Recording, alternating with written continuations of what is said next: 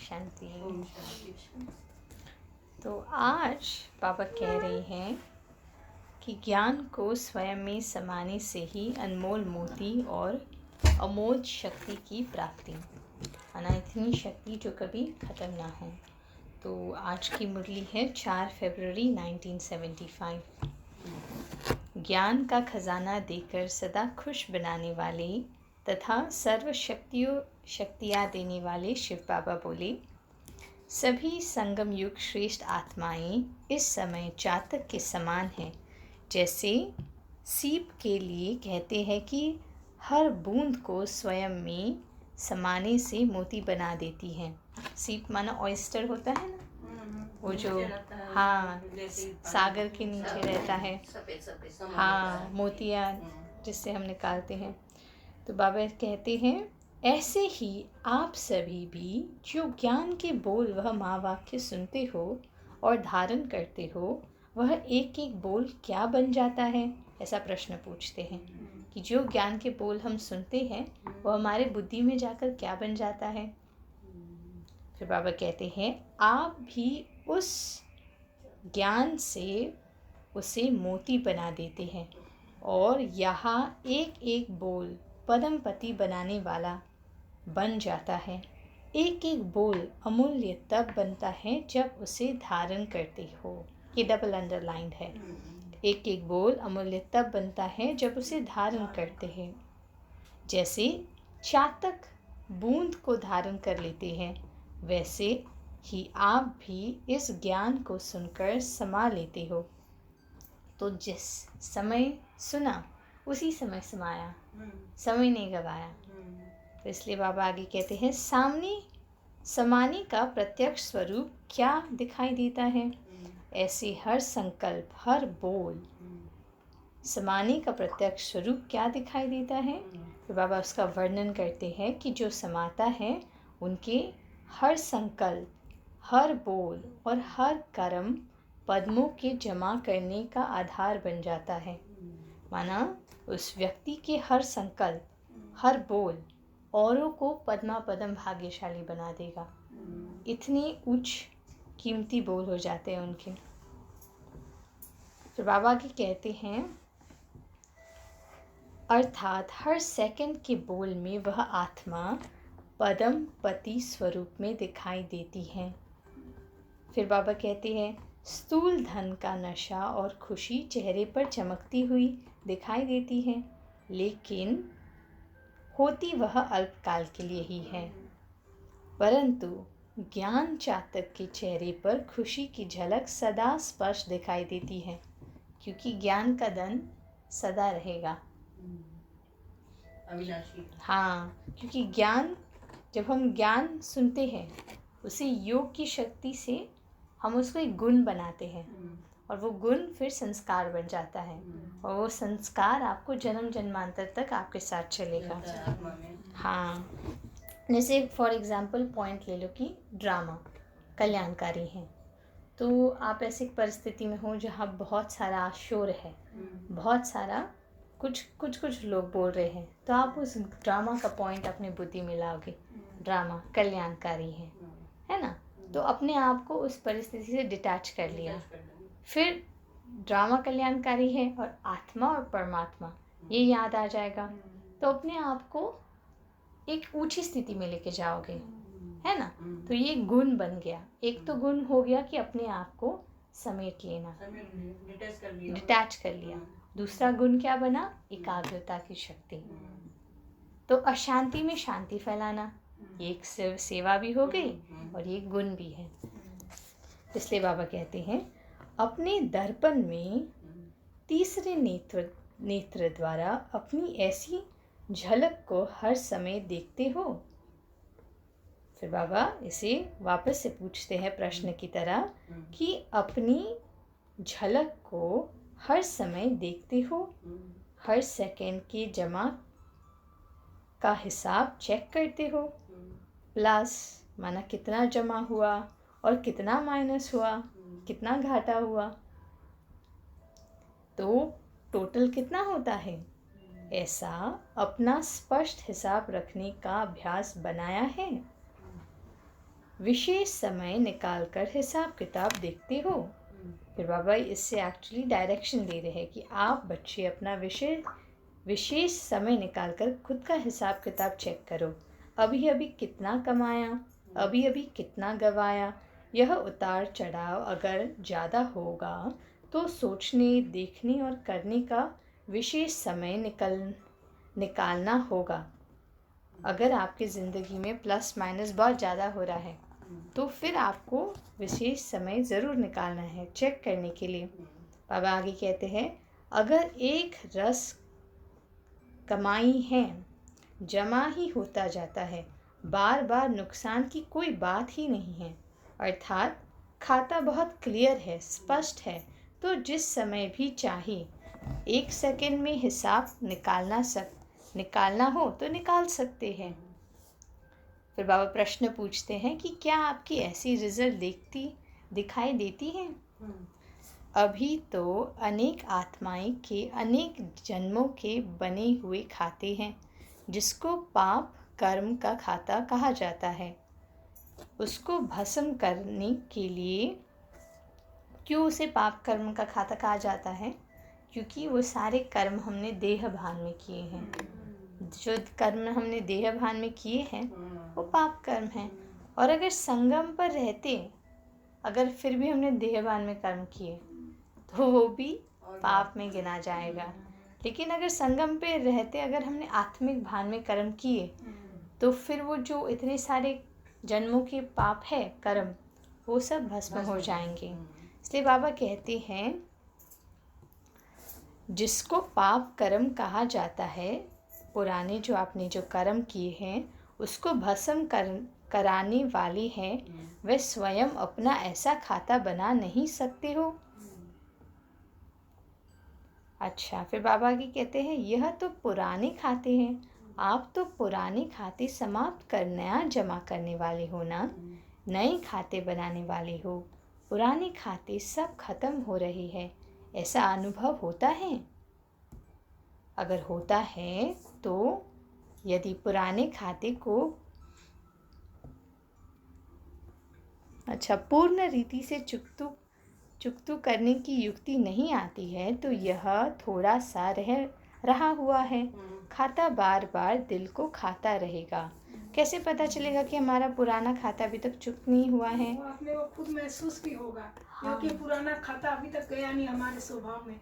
महसूस होगा। क्योंकि फिर वैसी परिस्थिति माना आपको वापस से वैसी नीचे स्थिति में लेके आएगी। जैसे किसी के मेरापन है, तो अगर नाम के पीछे हमें ऐसे लगता है तो कभी ऐसी परिस्थिति आएगी कि आपको कुछ सीन्स में सम्मान नहीं मिलेगा आपके काम के लिए। तो अगर तब दुखा तो फिर वो अच्छा है कि आप तुरंत चेक करके चेंज कर सकते हो। लेकिन ऐसी परिस्थितियाँ बार बार आ रही है और बार बार मन दुख रहा है तो फिर चुकतू नहीं हुआ। तो फिर बाबा आगे कहते हैं, यहाँ भी यदि माया का कोई कर्ज होता है तो कर्जदार बार बार तंग करते हैं। ऐसे कर्ज को मर्ज कहा जाता है। यहाँ भी माया का कोई कर्ज पुराने खाते में रहा हुआ है, तभी माया बार बार परेशान करती है। वह किसी न किसी मानसिक कर्ज के रूप में है। वह कर्ज चुकता करना पड़ता है। तो अपने खाते को चेक करो कि कोई रहा हुआ है कर्ज, संकल्प संस्कार के रूप में या स्वभाव के रूप में रहा हुआ है। अगर रहा हुआ है तो उसे फिर हमें चेक करके तुरंत ख़त्म कर देना है। ख़त्म कैसे करोगे कर्ज को? बाबा से ज़्यादा से ज़्यादा तो कर्ज को बाप के अंदर मर्ज कर दोगे तो ख़त्म हो जाएगा। जैसे अभी इधर दुनिया के इसमें कर्ज होगा तो पैसे देकर हमें उसे ख़त्म करना होता है। तो यहाँ हमें क्या करना है? योगदान देकर चुक्त करना है योग से। जैसे शरीर रोग व कर्ज बुद्धि को एकाग्रचित नहीं करने देता है, न चाहते हुए भी अपनी तरफ बार बार खींच लेता है, ऐसे ही यह मानसिक कर्ज का मर्ज बुद्धि योग को एकाग्र नहीं करने देता है। बल्कि विघ्न रूप बन जाता है। तो इसलिए बाबा कहते हैं कि अपने आप को डिटैच कर लो पहले, तो फिर ये जो कर्ज का जो मानसिक तनाव आएगा उससे फिर आप उपराम रह सकते हो। फिर बाबा आगे कहते हैं अभी तो समय की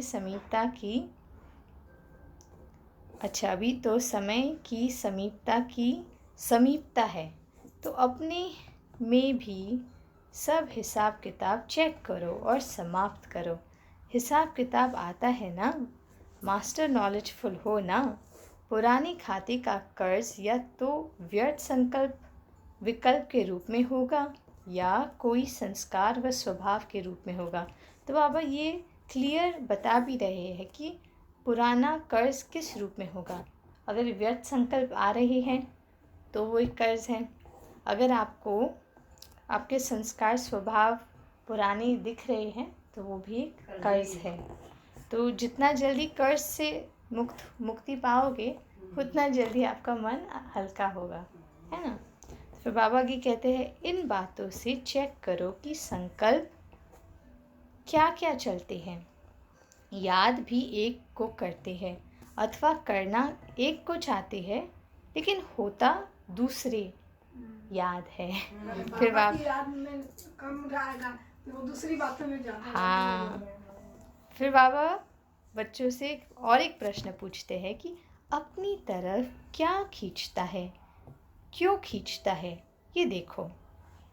करना है एक बाप को याद, क्योंकि कर्ज को मर्ज बस एक बाबा ही कर सकते हैं, लेकिन होता याद क्या क्या है, तो उसे चेक करो। बोझ है कोई जो अपनी तरफ खींचता है। हल्की चीज़ कभी भी नीचे नहीं आएगी, वह चढ़ती कला में ही होगी। किसी भी प्रकार का बोझ कितना भी ऊपर करना चाहे तो ऊपर नहीं जाएगा, लेकिन और ही और नीचे लाएगा।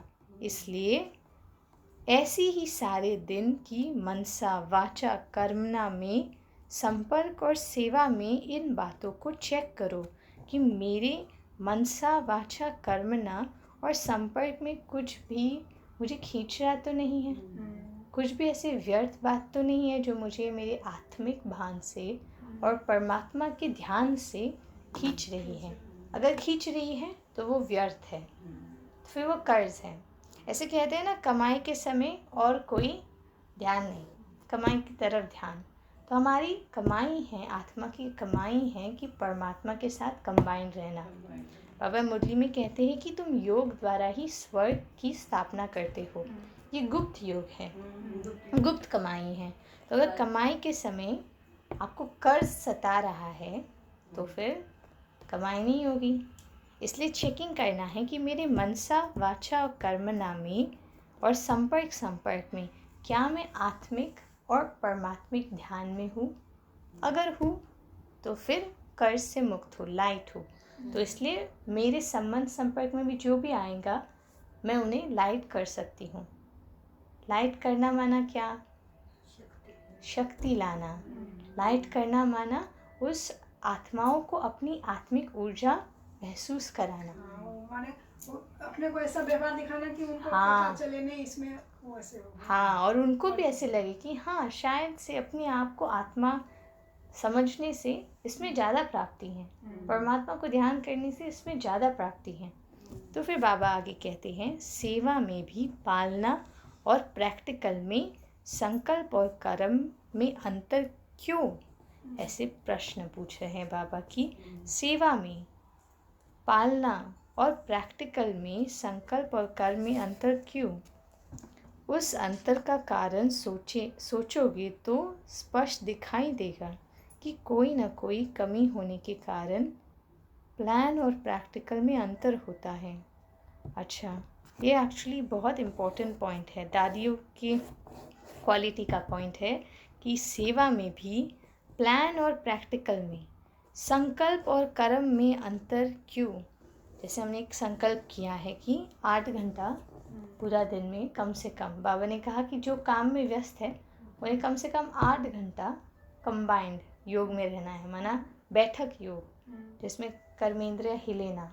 अगर ऐसा संकल्प लिया है, ऐसा प्लान लिया है कि जनवरी 18 तक ऐसे करना है, और अगर वो प्रैक्टिकल में वैसे नहीं हो रहा है तो फिर इसमें ऐसा क्यों?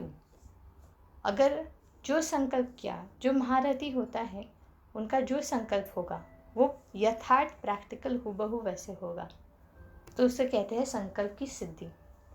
लेकिन अगर नहीं हो रहा है तो कुछ कमी है, तो वो कमी को कैसे ठीक करना है? हाँ, और योग कैसे करना है? तो जब एक तो हम कमी को कैसे ठीक कर सकते हैं कि अपने आप को पहले शांत करना होगा, मन को एकदम शांत करना होगा, तो स्पष्ट दिखाई देगा कि कहाँ क्या क्या छुपा है। एक बार देख लिया तो अब जैसे पांडव ऊपर पहाड़ी में जाके गल मरे ना, ऐसे गायन है, तो हमें भी वैसे ही एक बार हमारी कमी को हमने पकड़ लिया तो फिर हमें फिर ऊपर पहाड़ माना, सबसे ऊपर स्थान कौन सा है? परम धाम। परम धाम में जाकर फिर उस कमी को गला देना है, मोच कर देना है। समझ आ रहा है? जैसे कमी है हमारे अंदर अहंकार की, एक तो होता है देह का अहंकार, लेकिन वो नहीं, ज्ञान का अहंकार। एक होता है ना रॉयल रूप में, वो पकड़ में आ गया। अब ये तो है नहीं मेरा, मैं आत्मा तो हुई निरहंकारी, तो ये तो है नहीं मेरा, तो फिर कहाँ इसे मर्ज कर देना है। तो ये फिर एक पेट्रोल का काम करेगा। जितना आप ऐसी आपकी कमी को मर्ज कर दोगे वो आपको अपने पुरुषार्थ में और मदद देगा। तो फिर ये इसका राज था। बाबा आगे कहते हैं,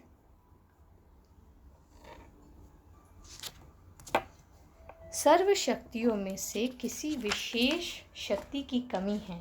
जैसे योद्धा मैदान में सर्वशक्तिधारी नहीं बन जाते हैं, तो समय पर किसी साधारण शस्त्र की भी आवश्यकता पड़ जाती है, तो उन्हें साधारण शस्त्र की कमी भी बहुत नुकसान कर देती है। हाँ, ये तो बहुत इम्पोर्टेंट पॉइंट है। योद्धा जब मैदान पर है, मात्र उसके पास एक स्क्रू नहीं होगा, पूरा है, गन वगैरह सब है, लेकिन एक छोटू सा स्क्रू नहीं होगा वो बुलेट को रीलोड करने के लिए, तो कितना नुकसान हो जाएगा अपने आप को।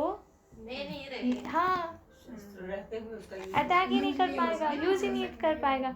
वैसे ही हमारे पास सारी शक्तियाँ होगी, लेकिन एक छोटी सी शक्ति नहीं है तो भी वो बहुत नुकसान कर सकती है। इसलिए बाबा कहते हैं आपको सर्वशक्तिवान बनना है। तो यहाँ भी सर्व शक्तियों का समूह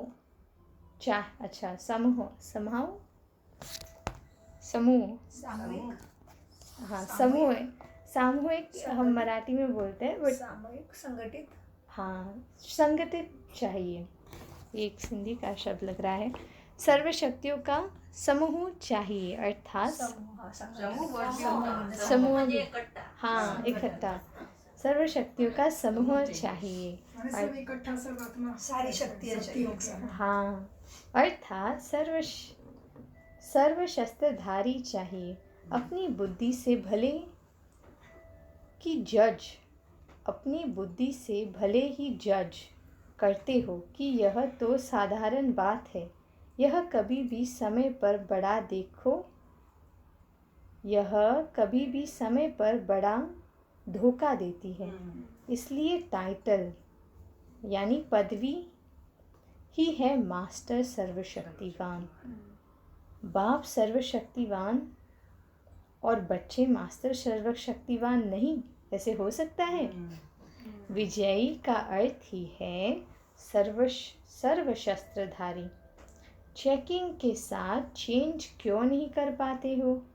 चेंज तब होगा जब सर्वशक्तियाँ स्वयं में समाई होगी, अर्थात नॉलेजफुल के साथ साथ पावरफुल, दोनों का बैलेंस चाहिए। इसका डबल अर्थ है। नॉलेजफुल माना क्या? मैंने बाबा का सब नॉलेज धारण करना है और अंदर में भी रखना है। हाँ, नॉलेज माना क्या? ज्ञान माना आत्मा परमात्मा प्रकृति, आत्मा परमात्मा ड्रामा, समय कभी ज्ञान, और उसको धारण करना माना क्या? आत्मसात आत्मसात करना। तो जब आप अभी इन दोनों आँखों से देख रहे हो तो ऐसे एक कॉन्शियसनेस हो सकता है कि मैं फलाना टावर 8 से आई हूँ अभी, ये दिमाग में कॉन्शियस चल रहा है। और दूसरा है कि मैं ईश्वरीय संतान, ईश्वरीय विद्यार्थी, आत्मा, मस्तक सिंहासन पर विराजमान हूँ। मैं कोई साधारण आत्मा नहीं हूँ। ये साधारण शरीर नहीं है, ये मंदिर है एक देवी का, जिसमें विराजमान है परमात्मा की सबसे प्रिय देवता। ऐसा स्मृति, तो इसे कहते हैं फिर आत्मसात होना। फिर जब ऐसी स्मृति होगी तो फिर वो पावर बनेगा, क्योंकि एक नेचुरल योग होगा बाबा के साथ। इसलिए बाबा कहते हैं नॉलेजफुल के साथ साथ पावरफुल, दोनों का बैलेंस चाहिए। तो बताइए कौन कौन सा नॉलेज है, ज्ञान क्या क्या है? आत्मा, परमात्मा, प्रकृति माना 5 तत्व, और समय का भी ज्ञान। तो इन चारों शब्दों में पूरा ज्ञान आ जाता है। तो जैसे आत्मा, परमात्मा, ये तो हमें समझ आया। प्रकृति माना प्रकृति हमारी मदद के लिए ही है। 5 तत्व ये बहुत अच्छे हैं, ये हमें हमेशा मदद करते हैं, हमें हमेशा पावन बनाने की इनकी ये प्रैक्टिस होती है। 5 तत्व कहते हैं ना, 5 तत्व हमारी दासी हैं, हमें हमेशा मदद करती है, तो ये भी अच्छे हैं। और समय, क्योंकि हम समय से पार हमेशा अगर रहेंगे तो हम समय को जीत लेंगे। समय और प्रकृति दोनों माया का रूप ले लेती हैं जब हम देह भान में हो जाते हैं। जब आत्मा भान में हो जाती है तो समय और प्रकृति हमारी सहयोगी बन जाती हैं। तो इसलिए बाबा कहते हैं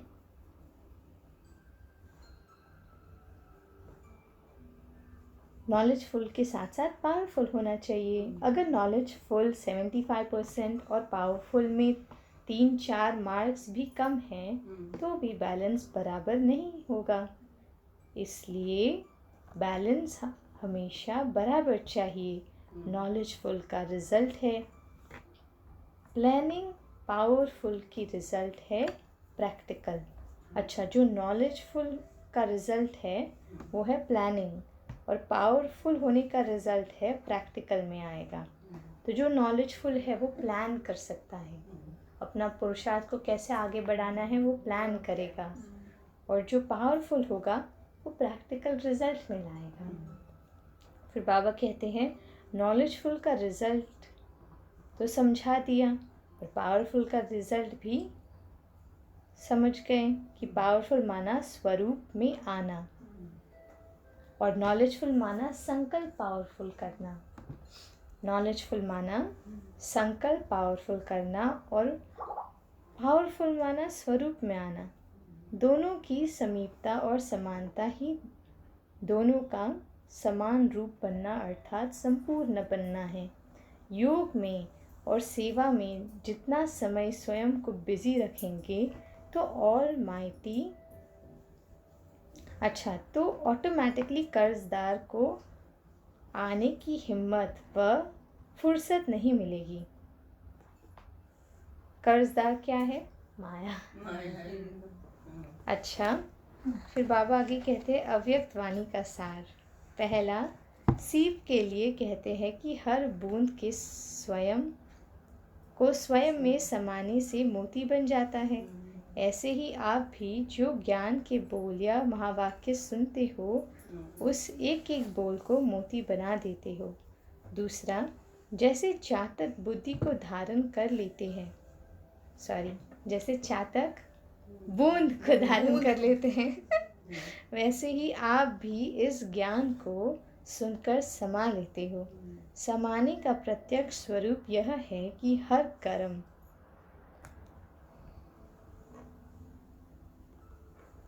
ये क्या है? पद्मों के समाने का प्रत्यक्ष स्वरूप यह है कि हर कर्म पद्मों के जमा करने का आधार बन जाता है। और तीसरा पॉइंट है, यहाँ भी यदि कोई कर्ज लेता है तो कर्जदार बार बार तंग करता है। ऐसे कर्ज को मर्ज कहा जाता है। यहाँ भी माया का कोई कर्ज पुराने खाते में रहा हुआ है, तब माया बार बार परेशान करती है। फिर चौथा पॉइंट है, नॉलेजफुल के साथ साथ पावरफुल भी हो तब चेंज होगा। नॉलेजफुल माना पावरफुल संकल्प करना, और पावरफुल होना माना उस संकल्प का स्वरूप बन जाना। ओम शांति। पदम गुना शुक्रिया।